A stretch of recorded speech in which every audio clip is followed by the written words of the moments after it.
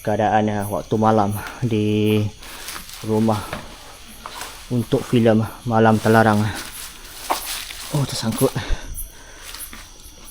Depan ni ada tasik, dan lebih menarik di seberang sana adalah kawasan tanah perkuburan Islam. Oh, ni apa tu? Menyeramkan. Dah hampir pukul 2 pagi. Meramang bulu roma.